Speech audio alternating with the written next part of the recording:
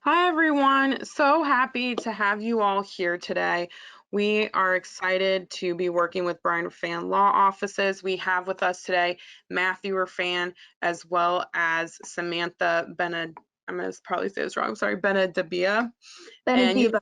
Everyone gets it wrong. There we go. We're excited to have them with us. So just for you guys to know, they've worked with for over 30 years. Their firm has been recognized for helping seniors and their families navigate the legal and financial and emotional waters for a full array of issues. So very excited to have them here today presenting. As some of you know, I sent out an email prior about having just advanced questions that they'll be able to go over some of them, and then at the end, if we run out of time, we'll be able to email you their information if there's anything further. So in the moment, you are muted, and I'm going to turn it over to Samantha and Matthew to begin. All right. Thank you, Kara, and thank you everyone for joining us today. So we're going to be talking about some key incapacity planning and estate planning mechanisms in the framework of Alzheimer's disease. So first of all, I hope everyone is doing okay and is healthy during these crazy times, and hopefully many of you have been vaccinated, or if not, you're on the list, and hope all is well. So, Alzheimer's disease, I imagine that the majority of us have had some personal connection, unfortunately, to the disease. I can tell you that from a personal perspective, 3 of my grandparents have suffered from the affliction, and my wife even accuses me from time to time of suffering with it as well, although I think I'm doing okay for now anyway. So, my clients often ask us, Matthew, Samantha, how can we protect ourselves in the event that we are incapacitated, diagnosed with Alzheimer's disease sometime in the future?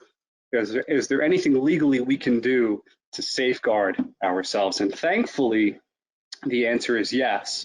To start, I'm going to talk about the power of attorney, which is probably the most critical of the documents, in my view, that we'll discuss today. Hopefully, most, if not all of you, have a power of attorney. It's really quite critical for everyone over the age of 18 to have. It's really that important.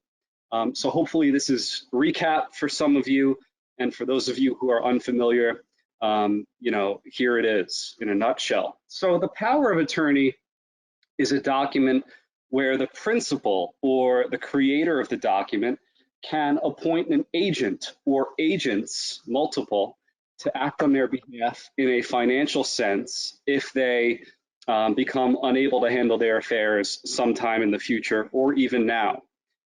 So, I get the question all the time, Matthew, who should I appoint as my agent? Can I have more than one agent?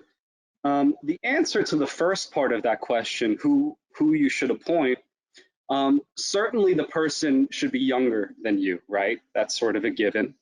The person should be willing and able to do your bidding and run around on your behalf, right? Think about it this way. The person is going to have to speak to your banks, speak to your brokerage house, deal with your insurance policies, deal with your apartment or house, whatever the case may be. So the person is going to have to be able and willing and savvy in a financial sense, ideally. Can you have more than one agent at a time? The answer is yes. And in fact, I have clients often who, have their heart set on appointing their brother in California, but also recognize that it's important to have someone local here on the ground in New York, in this case. So in a situation like that, you can have multiple people acting on your behalf.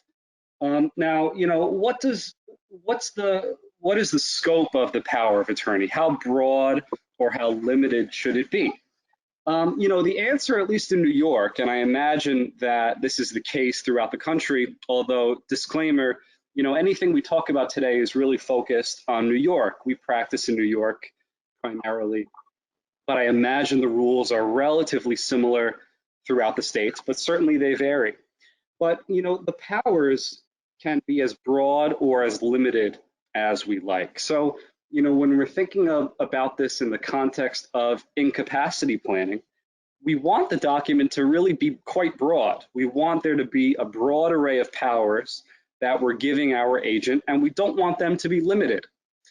So in New York, for instance, we have a statutory form. What do I mean by statutory form? A statutory form in New York is drafted by our elected legislature. So we are not actually the ones who draft the document as lawyers.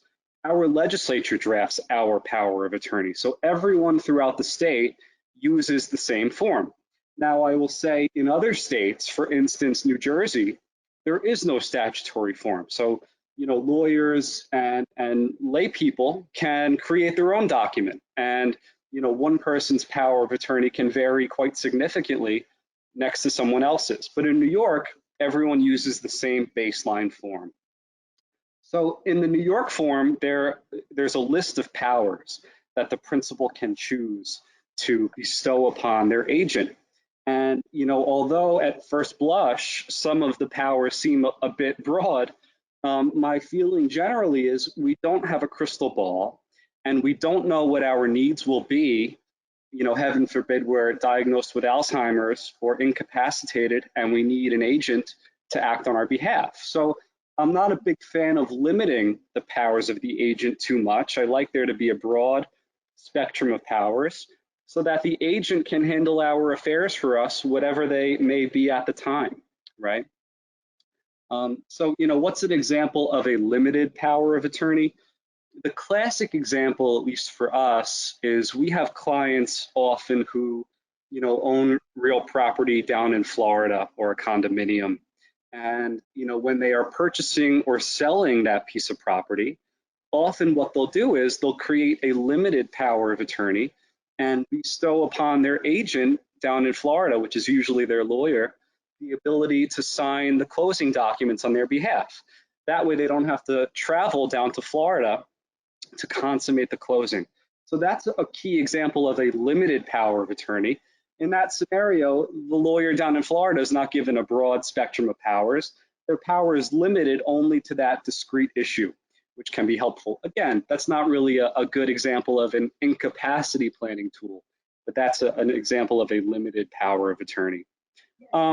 So, how does the agent go about implementing the document once it's signed? Typically, and at least in New York, this is the case, the agent will bring the original document to the principal's bank or brokerage house, and then the bank will record the document and then add the agent as a signatory on that account. So from that point forward, the agent can act on that account on behalf of the principal, and that's typically how it's implemented. Usually, in my experience, banks want to see the original document. So for those of you who have done a power of attorney in the past, you want to make sure that you know where the original is located. Often a copy is no good, at least from the bank's perspective. Does a power of attorney ever expire? I get this question all the time. In New York, the answer is no.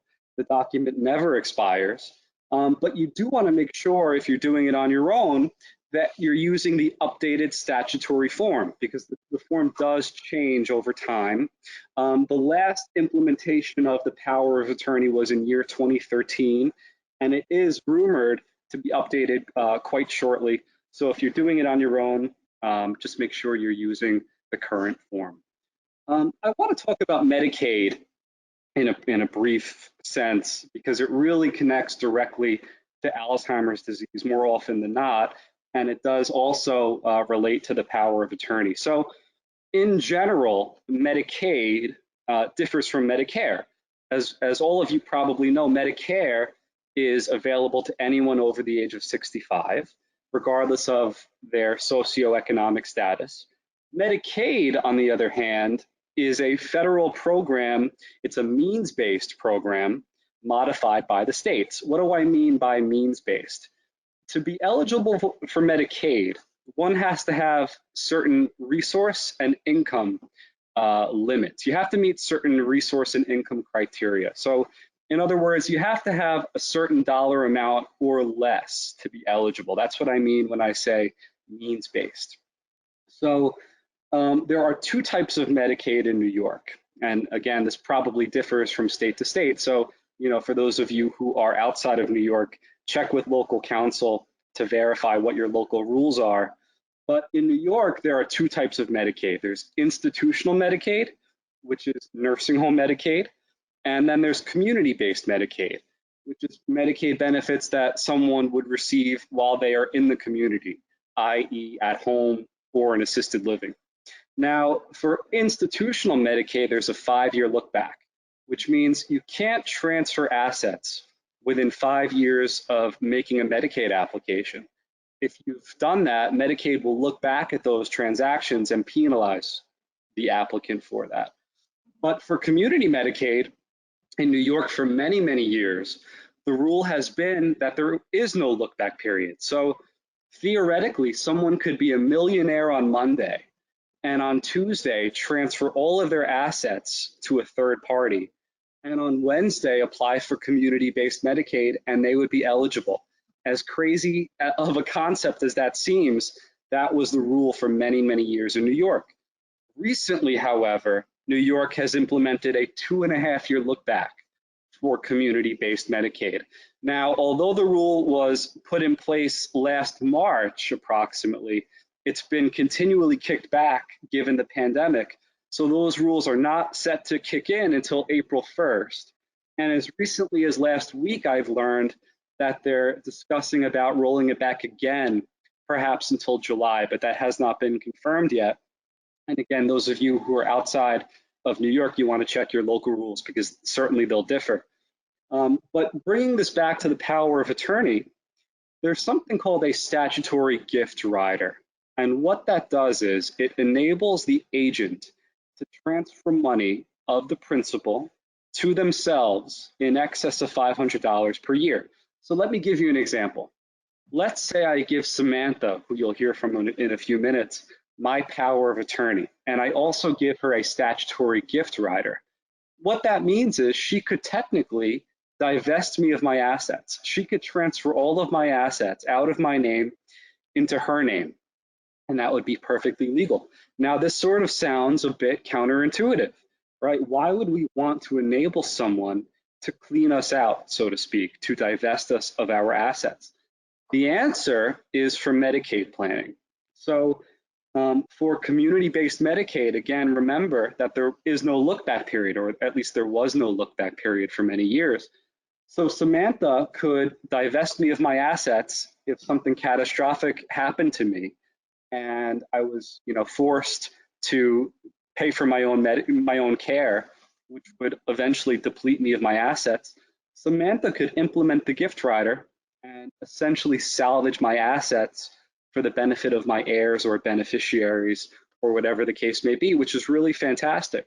Now with the new Medicaid rules being implemented, us as practitioners, in consultation with our clients, will have to sort of, re-examine the relevance of the gift rider. It may be that under the new paradigm, the gift rider is not going to be as relevant anymore because now we're penalized for transferring assets, even in the context of community Medicaid. I know that was sort of a lot and maybe a little bit complicated, but certainly the bottom line is the power of attorney is the most critical document to have when we are planning for our incapacity. And I'm going to scare everyone in a little while and tell everyone what happens in the event we become incapacitated and we don't have a power of attorney. But before I get there, I want to talk about the healthcare proxy very briefly. So the healthcare proxy is a document where we appoint somebody to handle our medical-based decisions if we become unable to, right? So it's similar to the power of attorney in that we're appointing a third party to handle our affairs, but the healthcare proxy is only medical-based. It has nothing to do with finances. In some states, the healthcare proxy is referred to as a power of attorney for healthcare. Here in New York, we don't call it that, but it is synonymous. If any of you have a power of attorney for healthcare in a state outside of New York, that is, also known as a healthcare proxy. A couple of key differences. Remember that in the power of attorney, we can appoint multiple agents. We can appoint more than one person to handle our affairs. But in the healthcare proxy, at least in New York, we cannot. The law does not allow us to appoint more than one person. The reason is that doctors have realized that they do not want to be looking at two different healthcare proxies, telling them two different things, and they don't want to be forced to choose among them, right? So for that reason, in New York, we're only allowed to have one healthcare proxy at a time. We can have multiple agents in succession, so I can have Samantha as my primary, and I can have Mary as my secondary, that's fine, but I can't have Samantha and Mary acting concurrently. That's not allowed in New York. You know, what is the healthcare proxy most often called upon to do? You know, the answer is removal of life support. That's really the critical decision that many healthcare proxies are faced with. And that leads me to, you know, my next document, which I'll talk about, which is the living will. You know, a living will, also known as a DNR sometimes, is sort of a statement of our intent when it comes to life support. You know, these days, most people feel that if they're in a situation where they are completely unconscious or have very advanced Alzheimer's dementia, and there really is no significant quality of life, most people feel they would not want to be kept alive that way if doctors feel there's no reasonable chance of recovery, right? So the living will is sort of a roadmap for the healthcare proxy, and it lets the world know what our wishes are in that regard. In New York, the living will is not a statutory document, meaning technically it's not legally binding. The decision is always, it always rests with the healthcare proxy to make that determination, you know, of course, in consultation with our doctors and medical personnel. But nevertheless, the living will is really critical, and I'll explain why. You know, we act as healthcare proxy for many of our clients, and you know, we are often faced with the decision about whether to remove life support. And if we have a living will that was executed by our client, that is a clear intent of their wishes when it comes to life support, it makes the decision a lot easier. I will tell you from personal experience. You know, I feel much more comfortable making that call if I know for certain what my client's wishes were. You know, and what I see happen often, and be mindful of this for those of you who already have healthcare proxies, which is great, we want to make sure that who we're appointing is willing and able to make that decision on our behalf. I'll tell you a little anecdote, and this happens more often than not. You know, I've had clients who were very adamant about being removed from life support. They did not want to be kept alive in that state. But the healthcare proxy that they appointed had some personal aversion to removing life support. Now, you know, I respect all points of view and perspectives, but nevertheless, we want to make sure that the healthcare proxy who we choose is willing and able to make that decision for us in terms of removing life support. We don't want to choose someone who's going to have some personal aversion to removing someone from life support, right? Because we want to make sure that our wishes are carried out in a way that we've sort of set out by doing the healthcare proxy and living will. So, you know, it's important to have a conversation with your healthcare proxy and discuss with them and say, hey, you know, in the event that I'm incapacitated or have very advanced Alzheimer's disease, I don't want there to be any, you know, significant life-sustaining treatments for me to keep me alive in a circumstance where I have no quality of life. And are you willing to do that for me? And if the answer is yes, then that sounds like a good person to appoint. If the answer is no, then that's something that you want to think about. Last thing on the living will, I get this question all the time. People say, Matthew, you know, just because I have a living will, does that mean that if I show up at a hospital for a stubbed toe that I'm not going to get treatment? Of course, the answer to that is no, right? The healthcare proxy and living will only kick in when, again, we are in some, you know, a catastrophic medical scenario or very advanced Alzheimer's dementia, and there's no quality of life, and doctors feel there's no reasonable chance of us ever returning to any quality of life. Outside of that, you'll still be free to get medical advice and treatment as you ordinarily were. So I know we're not anywhere near Halloween, but I am going to scare everyone a little bit. And we actually got some advanced questions on this topic. So I know this is of interest to everybody. And the question is, what happens if we become incapacitated, but we've neglected to do a healthcare proxy and a power of attorney, and we haven't appointed anyone to handle our affairs for us, and we can no longer pay our bills or make our own medical decisions? The answer is that there's a void because we've lost the ability to handle our affairs and no one else legally can do it. And so our bills go unpaid, our insurance policies go unpaid and lapse, our apartment rent goes unpaid and we get evicted. It's a nightmare. So how do we resolve this? The answer, at least in New York, is something called a guardianship proceeding. So, and this, this is called a conservatorship proceeding in other states, or maybe other names, but I imagine that the concept is pretty similar throughout the 50 states, although I can really, again, only speak to how it works in New York. But in New York, the guardianship proceeding, which happens in the Supreme Court downtown in New York City at 60 Center Street, for those of you who live in Manhattan, is a proceeding where anyone with an interest in the alleged incapacitated person can commence a lawsuit, basically an action, to have a guardian appointed for us. So if I lose capacity, if I'm hit by a bus tomorrow and I haven't appointed Samantha or anyone to handle my affairs, anyone with an interest can petition a judge downtown to have a guardian appointed for me. And it's kind of like what you see on TV, think Law and Order. There's a judge in a black robe behind the bench. There is testimony elicited from witnesses, and the star of the show is me in this example, right? I'm the person who is alleged to be incapacitated, and I'm fully on display before the court. My finances are a matter of public record. Someone who I don't know is going through my home and my personal effects and speaking to my family members. Even if I've been estranged from them for decades, my family members are still interested parties in this proceeding. And ultimately, at the end, a judge will determine two key things. One, is Matthew truly incapacitated? And if I am, then who is my guardian going to be? So in the context of this proceeding, the court will appoint various players. The first person who's appointed is someone called a court evaluator.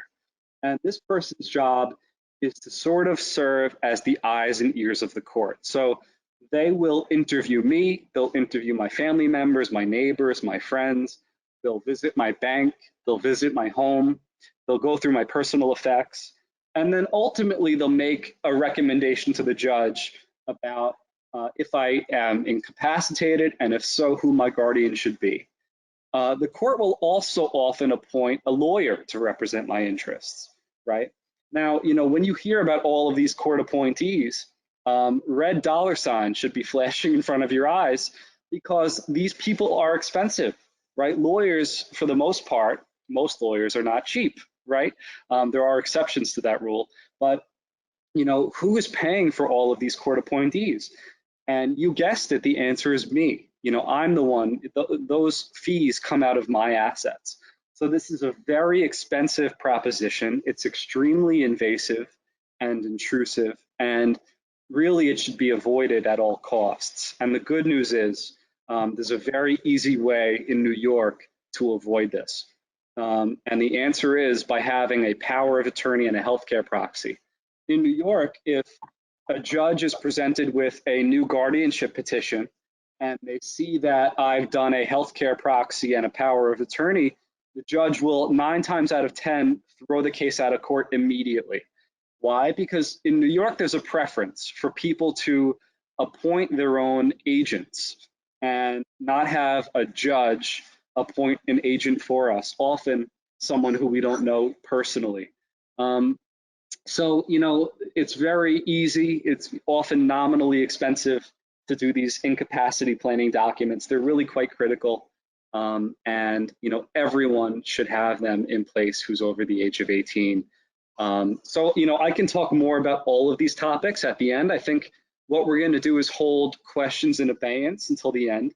So right now, I'll turn things over to my colleague, Samantha, who will talk about some estate planning mechanisms within the Alzheimer's framework, and then we'll reconvene in a little while, okay? So Samantha, take it away.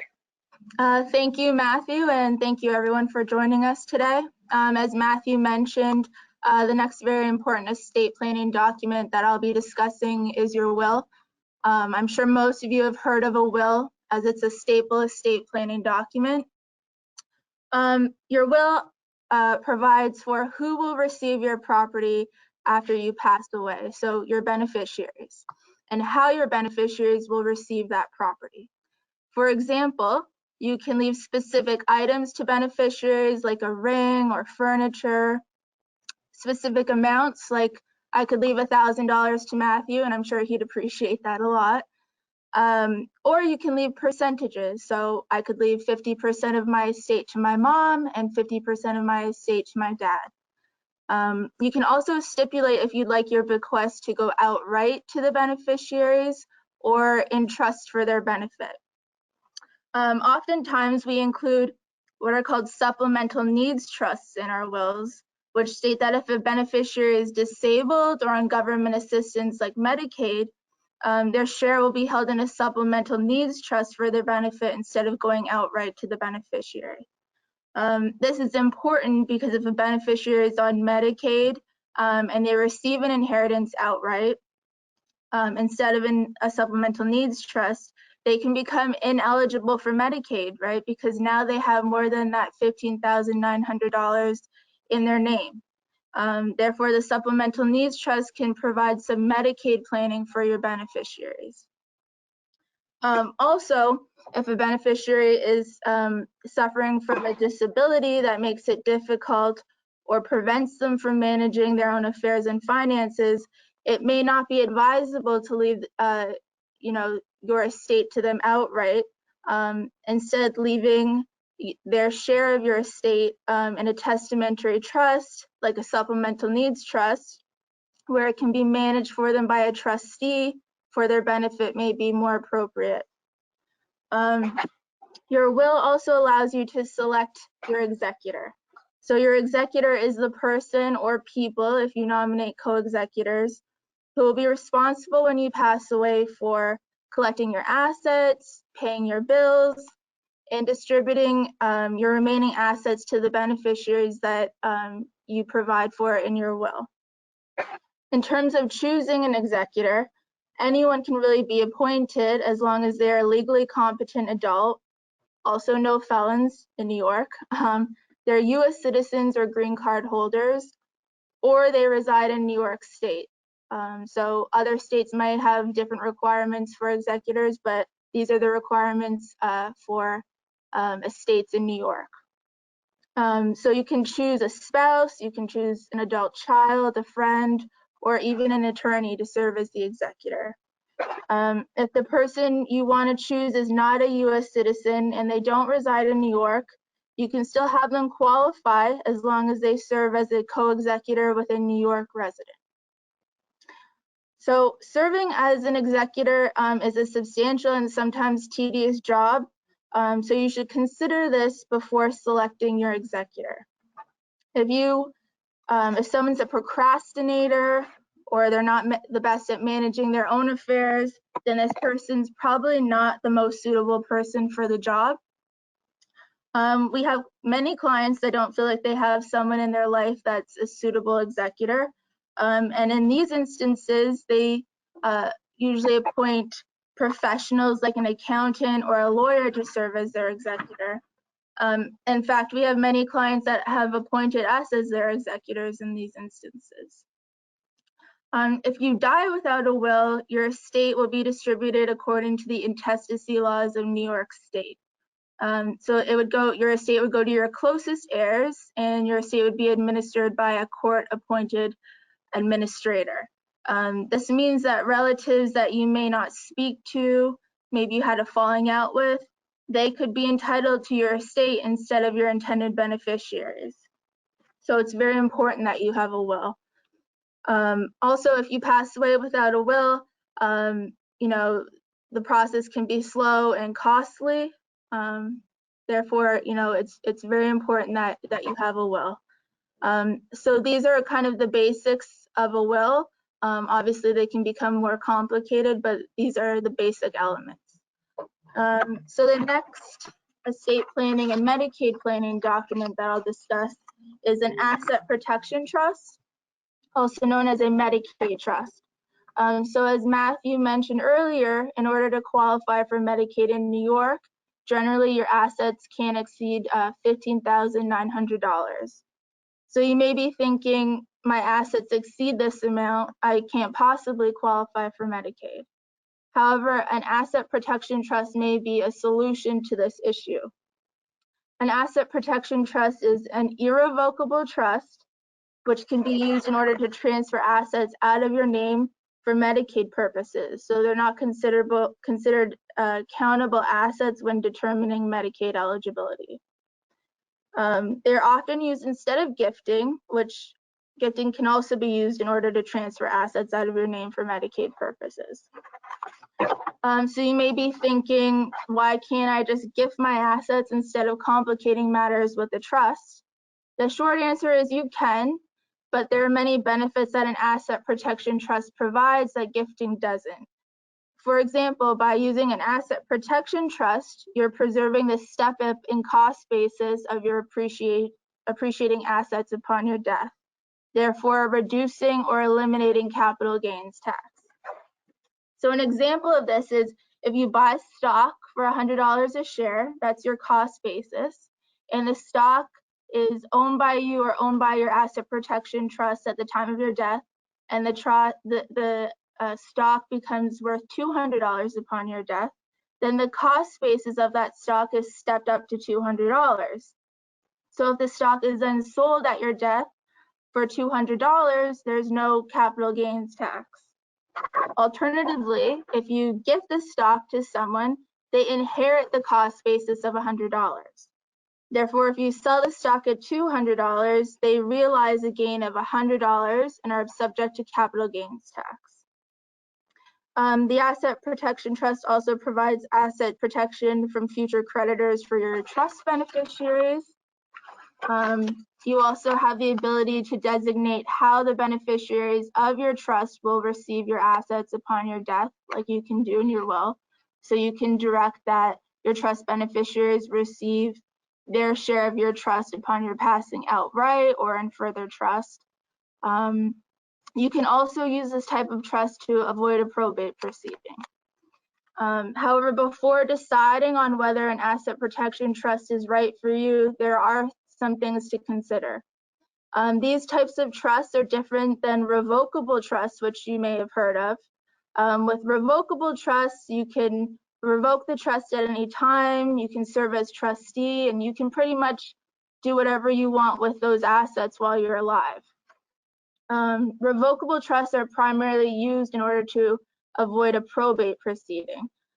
So to the extent that your trust is fully funded with your assets, the distribution of your estate upon your death can be handled outside of a probate proceeding without court involvement.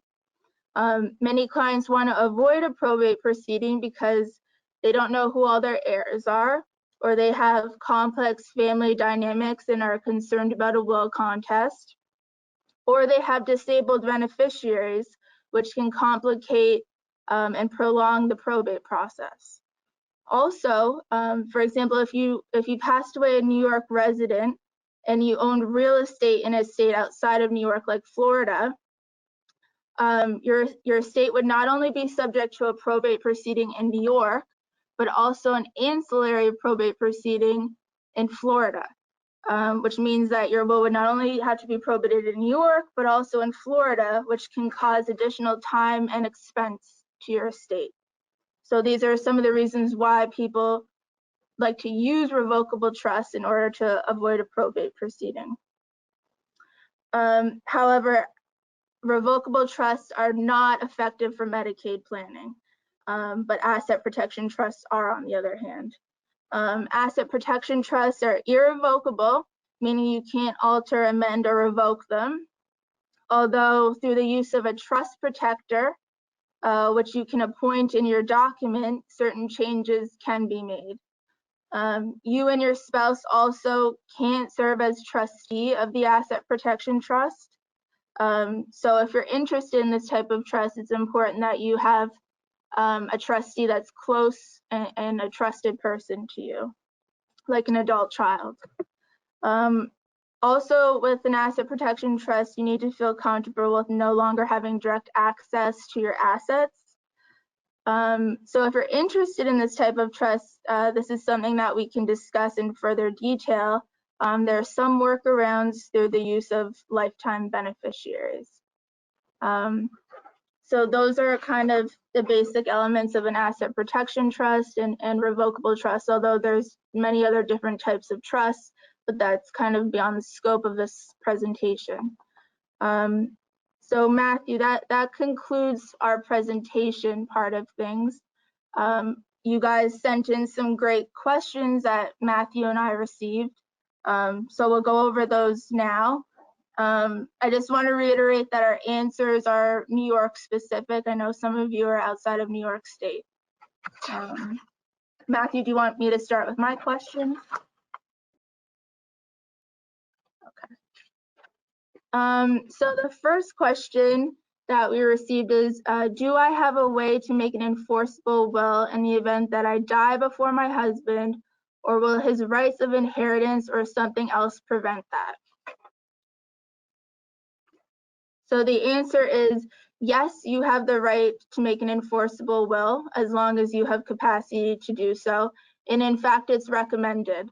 In New York, your spouse has inheritance rights. So they're entitled to what's called their elective share, which is the greater of 50,000 or 1/3 of the value of your estate, which is distributable to them outright.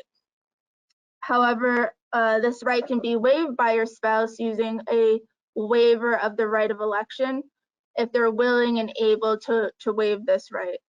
So if the right of election can't be waived and you don't want to provide more than what's required to your spouse, then you can provide in your will that your spouse is only entitled to the right of election amount.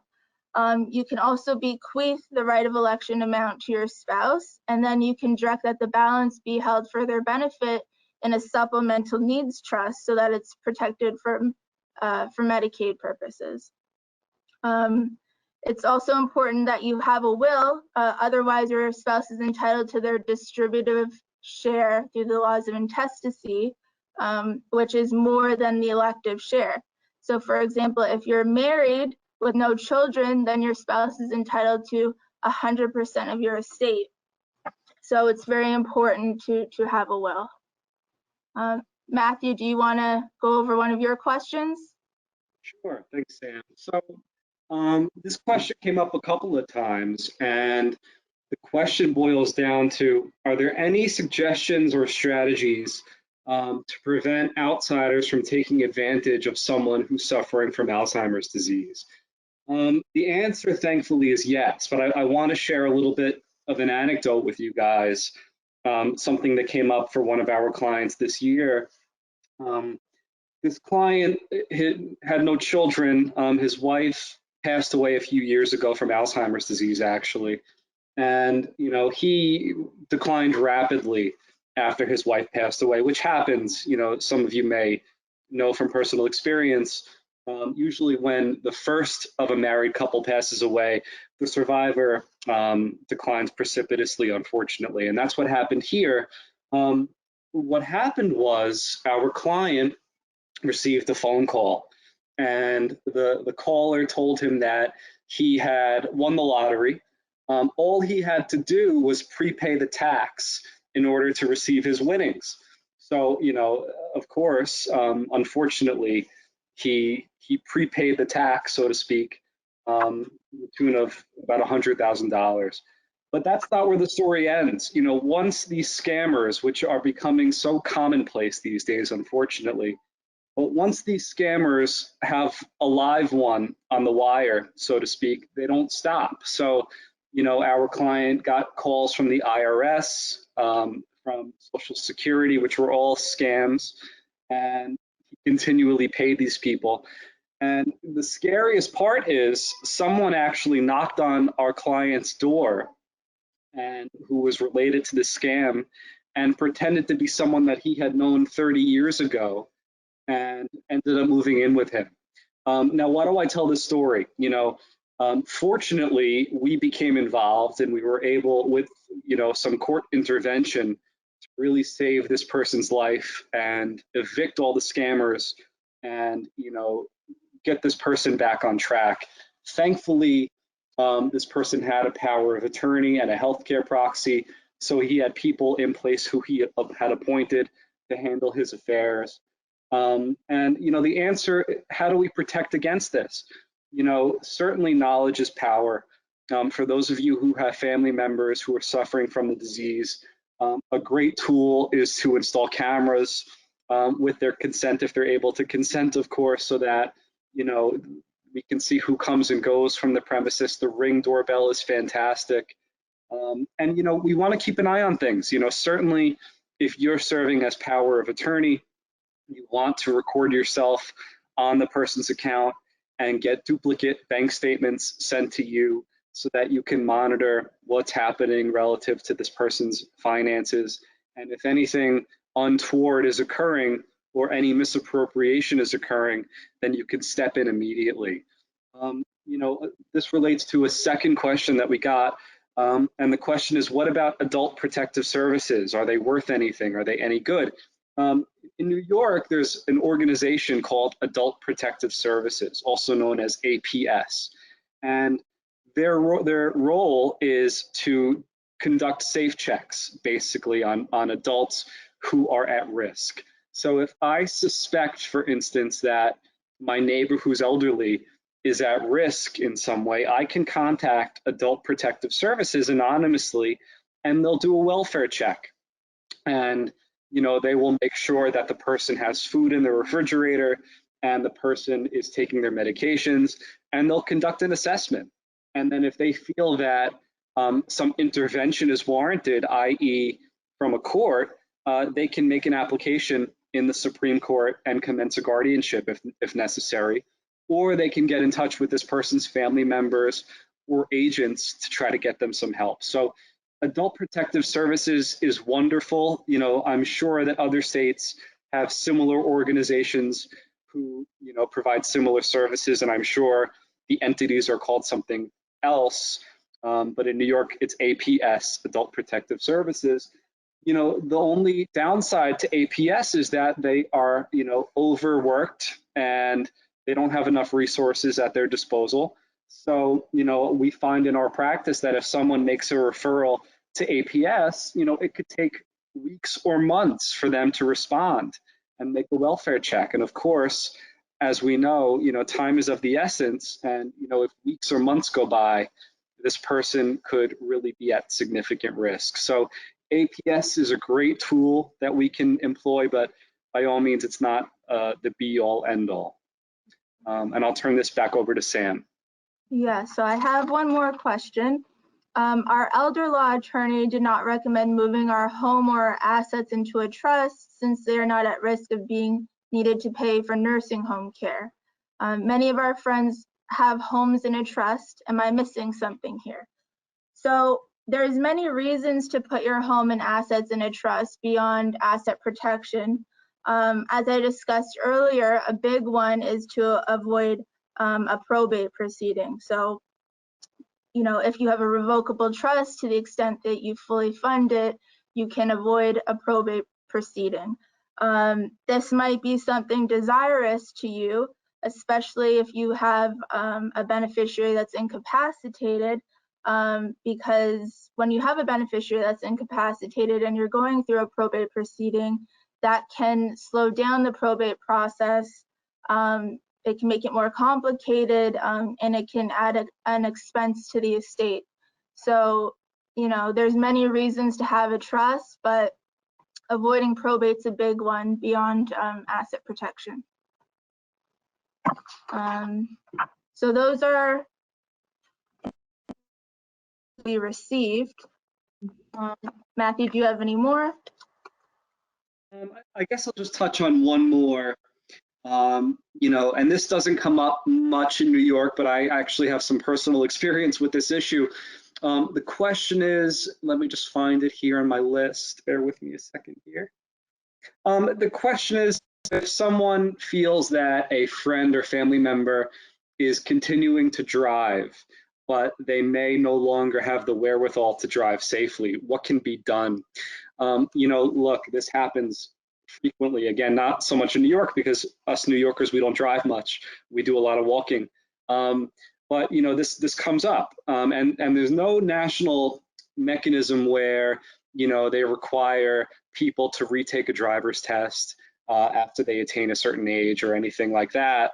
So, you know, look, my answer generally is, if we feel that this person is really putting others at risk or themselves at risk, and they are unwilling to stop the behavior, in this case it's driving, you know, in New York I would advise that a guardianship proceeding be commenced, so that someone can be appointed with authority to, you know, do what needs to be done in terms of, you know, making the roads a safer place. It's not an easy thing to do. You know, I will tell you that when people who are suffering from Alzheimer's dementia have any, you know, any of their independence taken away from them, it can really cause a precipitous decline in their mental capacity. So, you know, but again, when safety is an issue, there really is no choice, and there's no easy answer in that regard, but a guardianship proceeding would probably be the appropriate way to go in a case like that. So Kara, you know, we have about 10 minutes left. You know, I don't know if we want to take maybe one or two live questions, and then sort of wrap things up. Yeah, definitely. So we had one person ask, you know, where should the power of attorney, living will, where should those documents be held? Where should they also be filed? You know, which offices do those paperwork needs to be turned in?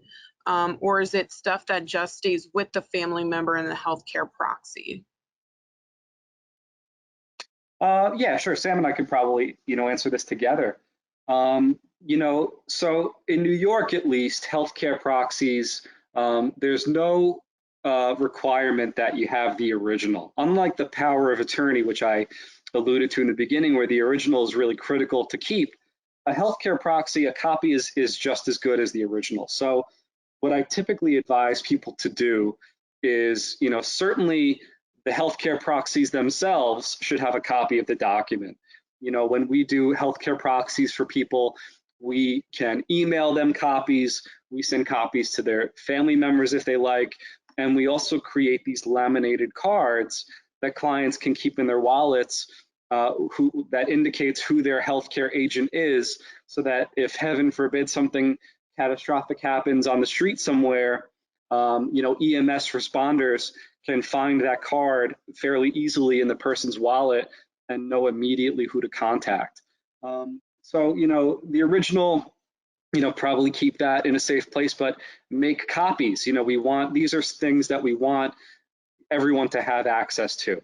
Same thing with the living will. We don't want to keep the living will a secret. We want it to be known what our wishes are, so that in the event that, you know, the situation arises where a decision needs to be made on our behalf, we want the world to know that we have a living will. So I have clients put it on their fridge or the back of their door, or somewhere, you know, on their desk when you walk into the house where you put the keys, so that if EMS is responding, they'll see it immediately and they'll know, you know, to implement it. And Sam, I don't know if you have anything to add there. Yeah, it's also a good idea to give copies to your primary care physician so they already have it on file. Mm-hmm. Absolutely.